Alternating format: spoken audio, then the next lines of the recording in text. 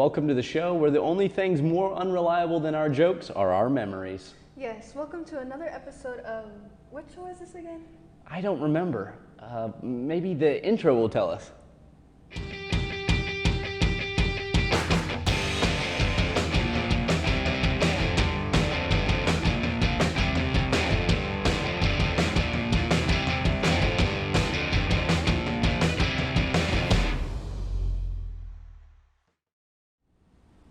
Welcome, lovely listeners, to another roller coaster ride of absurdity here on the Campus Edge. Welcome. Indeed, we have a load of new stories to share with you and unload into the metaphorical dump of your mind. I'm not sure if I should be offended. Either way, I spoke with Butler's facility management team to find out what it takes to keep this place running. The wizards behind the curtain. I'm intrigued. Sam, what did you find out? Well, Cadence, turns out keeping a campus from falling apart involves more than just duct tape and good intentions. Have you or a loved one wondered how is campus so well kept? Or how about who is the one keeping campus so well kept? Well, look no further than the facility management team at Butler. What I do on a daily basis for the campus. So my day starts by coming in and checking emails, checking work orders, telling my coworkers what needs to be done for the day, and then we get everybody started. Monday, Wednesday, and Friday are like our trash days, so we get started first thing in the morning doing routine trash barrels, picking up emptying barrels, and then they will monitor campus and pick up trash around the grounds. I think where I take pride in is the quality of work my department does, because what we do, keeping care of the grounds, is what people see first when they come to campus. So having that done and done well is one of my main focuses when I come to work here, and I think that's what brings pride to this job. But with that pride comes the silver lining. What exactly does our facility management do that we may not assume right away? People think that we get summers off. So that's our busiest time of the year, is when there's no students here. We are doing things that don't normally get done. Grounds work does have some technical work to it. So we handle chemicals. So we know how we have to figure out what type of fertilizer, what type of chemicals for weed control. It's a challenging work. You're outside all seasons doing all kinds of things, so you have to be kind of physically fit to do this. There's a lot of other things that are involved with grounds work than just mowing and trimming and knowing how the equipment works. So never judge a lawnmower by its blade. Always see a campus for its groundskeepers.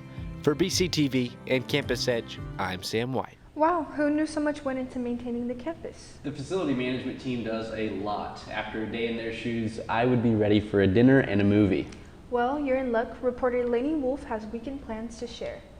Have you ever been hungry and just really wanted to eat some food with your friends or your significant other? Well, luckily for you, I got you covered with a really good toasty little meal and a cute movie review on a really fun movie that you could watch.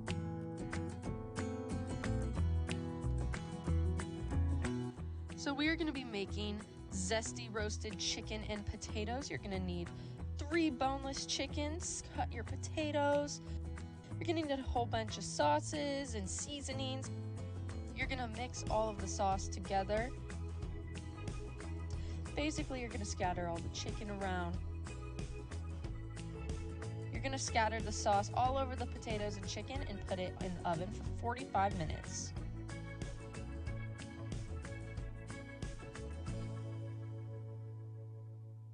You can also make yourself a cute little salad. You can never go wrong with a salad with some nice protein.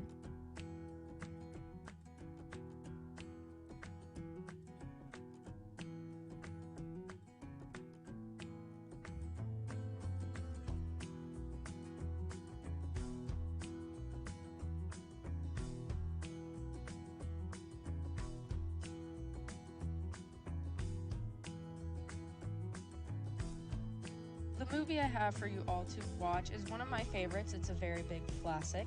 It is called Titanic. Titanic sunk in April 1912.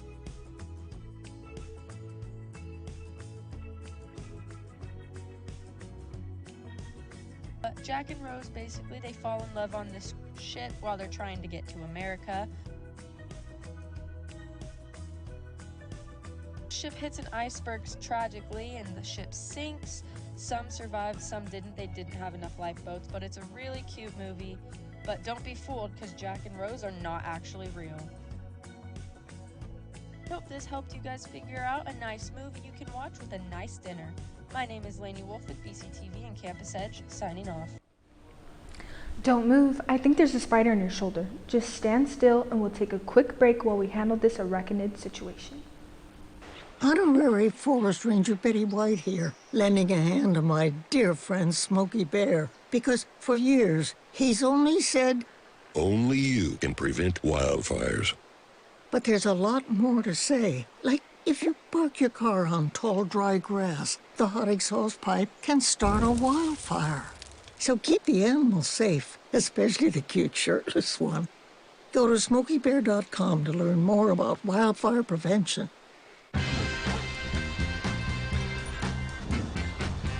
When we adopt a shelter pet, we discover they're a unique mix of all kinds of things. Come on, Jules, spot on this last one. There it is.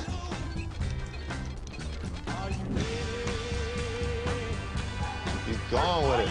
Leo! They're a little bit of a lot of things, but they're all pure love. Thanks for sticking around. I think our 8-legged friend is gone. Speaking of creepy crawly things, Halloween may be over, but our reporter Francisco Puente Takajasi has the inside scoop on the library's Halloween event, Spooktacular.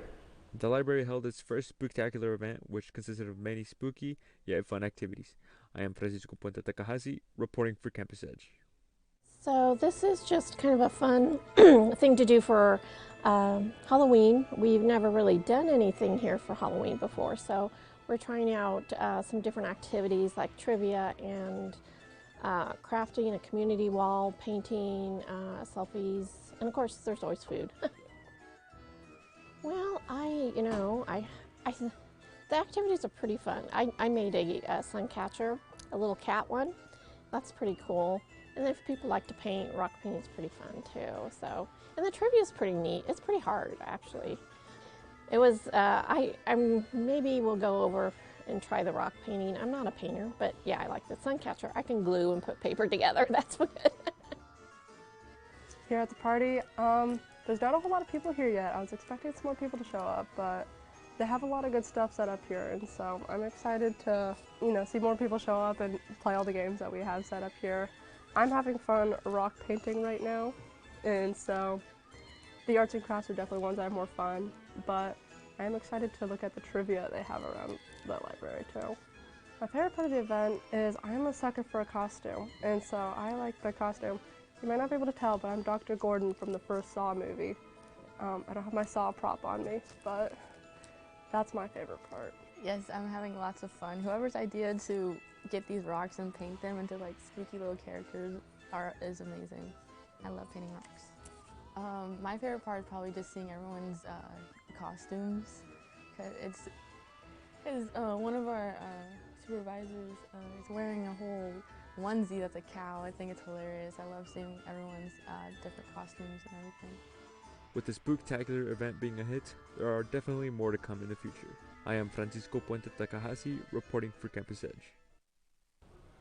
Well, that certainly seemed like a fun event. It sure did. Butler's library is very different from your regular old dusty library. They have a podcast studio, fun events, and even a coffee shop. I know. They do much more than just shush you when you're singing Taylor Swift at the top of your lungs. That seems oddly specific. Anyways, Tess Hargrove tells us her experience as a Butler radio student from high school to DJ in one easy semester. Sort of. Oh, hello. I'm Tess Hargrove. I'm one of the radio students here at Butler for 88.1 The Grid. Here I'm going to tell you my favorite parts about being a radio student and what I do.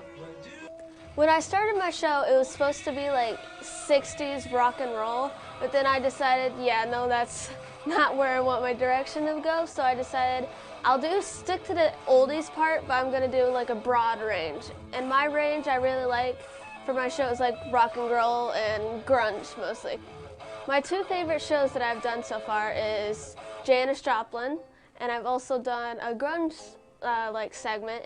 What I really like about doing a radio show is that there's so many different music genres that you can do, and there's not one specific genre that you have to do.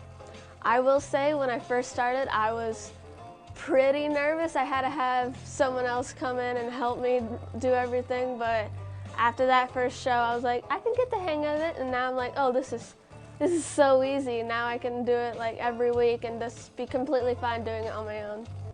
What I'm really excited for is my next show, because I'm gonna do songs that have really cool drum solos and then others with really cool guitar solos.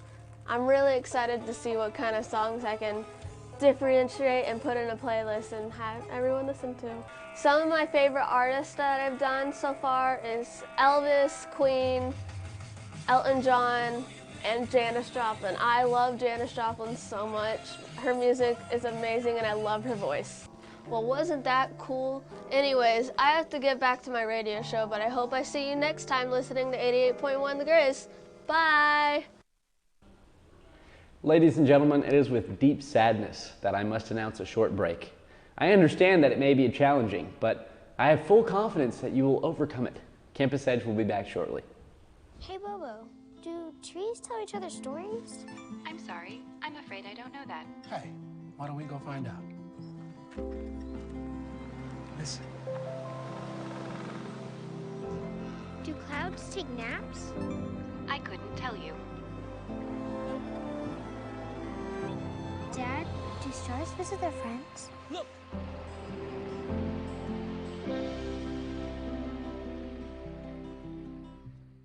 When I was your age, I was just like you, fascinated by stars.